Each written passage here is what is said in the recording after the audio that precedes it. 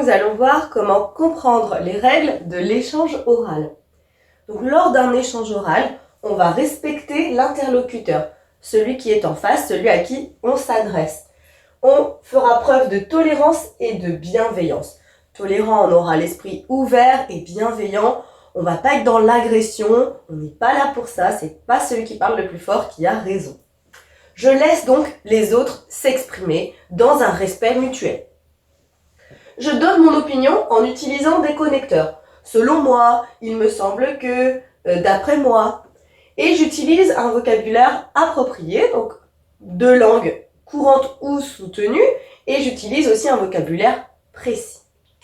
Je m'intéresse également à ce que disent les autres et je peux peut-être poser des questions si d'aventure j'ai pas vraiment saisi ce qu'il racontait. On reste pas avec des interrogations. Si quelqu'un s'exprime et qu'on comprend vraiment pas de quoi il en retourne, on peut demander « Excuse-moi, mais quand tu dis ça, je comprends pas très bien, est-ce que tu peux réexpliquer ?» Ou là, quand tu parles de cela, eh bien... je m'interroge parce que, et on peut comme ça tout à fait poser des questions. Je rebondis sur ce qui a été dit. Effectivement, si je suis dans un échange oral, je prends en compte ce qui vient d'être dit. Donc je tiens compte de ce qui a été dit. Je ne suis pas là pour donner mon point de vue de manière unilatérale, c'est-à-dire juste ce que moi je pense.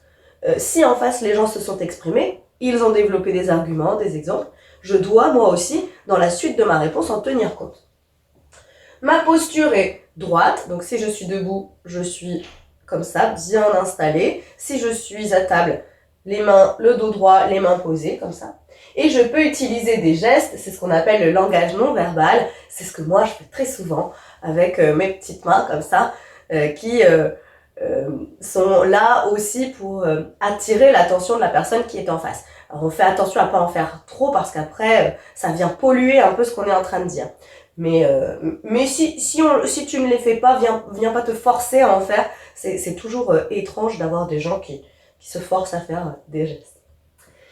En tout cas, en fonction des différents types d'échanges à l'oral, ce que je vais retenir, c'est ces 4 verbes. Écouter, effectivement, c'est écouter l'autre, mais aussi écouter un message oral, par exemple. Si l'enseignant donne une consigne, ou s'il s'agit d'un discours et après, pour amener à un débat, par exemple.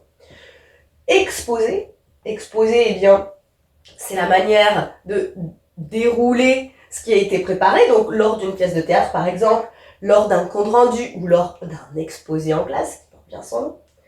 Transmettre, la transmission, c'est quand on va restituer des paroles par exemple, s'il y a un travail de groupe et qu'il y a une personne qui est en charge de restituer le travail de groupe, eh bien c'est une prestation orale. Oui, alors avec mon groupe, nous avons déduit telle ou telle chose. Et aussi si tu es délégué par exemple, parce que quand on est délégué, on transmet des informations aux autres.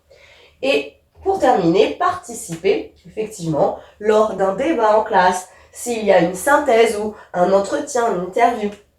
En tout cas, l'échange oral et ses règles, eh bien, ça va être utile dans la vie. Pour la socialisation et la sociabilisation.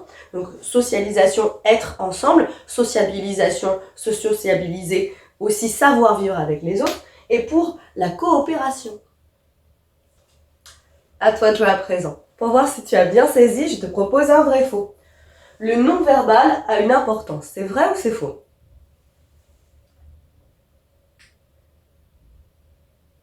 C'est vrai. Le langage non-verbal, ça va être les gestes, les mimiques, et effectivement, ça transmet beaucoup d'informations. J'essaie d'utiliser des connecteurs. D'après moi, en ce qui me concerne,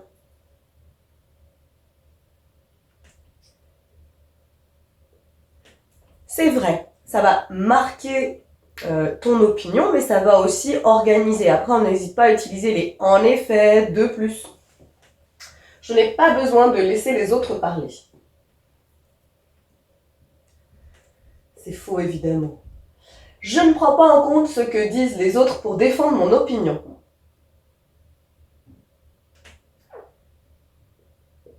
C'est faux, puisque justement on disait que dans une situation de débat, il fallait rebondir sur ce que les autres avaient dit, il fallait tenir compte de ce qui avait été dit en face, et non pas rester sur sa première idée et dérouler comme ça son fil de pensée. Si on est dans un échange, alors ce que dit l'autre a son importance. L'échange oral peut se dérouler dans diverses situations. C'est vrai lors d'un débat ou lors d'un exposé ou lors d'une pièce de théâtre mise en scène par exemple. Donc effectivement, il y a plusieurs situations dans lesquelles l'échange oral peut se produire. Si jamais c'est compliqué, eh bien surtout, tu n'hésites pas à pratiquer, il faut se lancer. Même si on est un peu timide, si on a des questions en classe, il ne faut pas hésiter à les poser. Si à un moment donné, on veut intervenir et donner son opinion, eh bien on y va. Ton opinion, elle vaut autant que celle de quelqu'un d'autre. Et en fait, plus on le fait, plus on gagne en confiance. J'espère que c'est quand même plus clair maintenant. À bientôt. Maintenant que tu as tout compris, entraîne-toi en faisant les exercices ci-dessous.